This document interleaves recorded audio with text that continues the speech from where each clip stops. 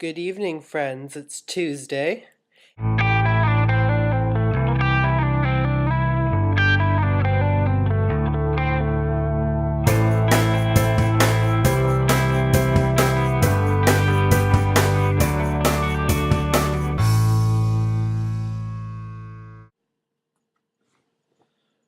This week's theme is love and hate. Unlike Christine, I don't have any problem saying the word hate. I don't see a problem with that word. I honestly think despise means the exact same thing as hate. I think they're just two different words for the same thing, pretty much. So you know what? Yeah. But it is a very strong word, I agree. And I do not like to use the word hate, at least when I'm talking about people. Because, well, it's a really strong word, and I really don't think I hate anyone. I can't think of anyone I hate. So that's good. There are many things and things people do that I hate, though, so that kind of balances it out. And so I'm just going to talk about random things that I hate. I don't know. I'm just going to go off the top of my head. So, one thing I hate is when you have someone waving to you, but then you don't know if they're waving to you or to someone else. So then you have to look around the entire vicinity to see if they're waving at you, or you risk waving at them and then they're not waving to you. And it's just awkward. I think that's a really random thing. But I don't like that. I hate that. Same with talking. Like if someone's talking to you, but they're not really talking to you, it's horrible. I hate that. Because it's just, yeah. Another thing I hate is Tim Hortons because they do the stupid roll up the rim and I'm stupid so I decide to go there like as many times as I can in hopes of winning a donut or something stupid and I never do and it's just disappointing. And you know what else I hate about Tim Hortons? They keep shrinking the sizes of their cups. Like their medium looks like a really tiny small cup. It's depressing. I guess this kind of ties into pet peeves too. Hates. But yeah, so I'm like a lot of the other people on the channel, so I in terms of what bothers me. So I'm not gonna really go over that too much. I'm just saying a few weird ones. Um One other thing that I probably hate is life. Now, I know I probably could go on and on about things I hated. Like you could probably just list something and I'd say what I hate about it. You know what I mean? I can find something to hate in everything. But I'm gonna stop now. So I'm gonna transition over to love. Okay, so love.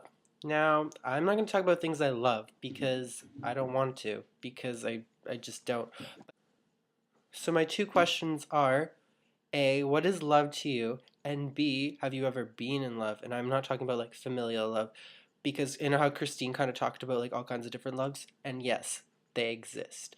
But I'm talking about the romantic kind, and I'm just asking you guys, have you ever had very strong feelings for someone? I'm curious. No, I'm not that curious, but personally, it's hard to determine. I think it's hard for me to determine what love is. What is love? I think for it to work, it has to be a mutual feeling, obviously, right? But you know, some people could just be like I know you could like really like someone, but you couldn't love them unless your feelings were reciprocated. That's just my opinion. But I'm not sure. I don't really know what I don't. Yeah, so I want to know what you guys think. Okay. So, commence dramatic reading, and I honestly don't know why people give me challenges like rapping and dramatic reading because I'm probably the worst person at it, but we will try our best. Okay, so here's a random page from one of my favorite chapters in Deathly Hallows because it's where it's where Ron redeems himself after being a bitch face. Yes, so I like it. Okay, let's start. Harry crammed the broken locket into his pocket, knelt down beside Ron and placed a hand, cautiously, on his shoulder. He took it as a good sign that Ron did not throw him off. After you left, he said in a low voice, grateful for the fact that Ron's face was hidden. She cried for a week, probably longer, only she didn't want me to see. There were loads of nights when we never even spoke to each other, with you gone. He could not finish. It was only now that Ron was here again that Harry had fully realized how much his absence had cost them. She's like my sister, he went on. I love her like a sister, and I reckon she feels the same way about me. It's always been like that. I thought you knew. Ron did not respond, but turned his face away from Harry and wiped his nose noisily on his sleeve. Harry got to his feet again and walked to where Ron's enormous rucksack lay, yards away, discarded as Ron had run towards the pool to save Harry from drowning. He hoisted it on his own back and walked back to Ron, who clambered to his feet as Harry approached, eyes bloodshot but otherwise composed. I'm sorry, he said in a thick voice. I'm sorry I left. I know it was He looked around at the darkness, as if hoping a bad enough word would swoop down upon him and claim him. You sort of made up for it tonight, said Harry, getting the sword, finishing off the Horcrux, saving my life. That makes me sound a lot cooler than I was, Ron mumbled. Stuff like that always seems cooler than it really was, said Harry. I've been trying to tell you that for years.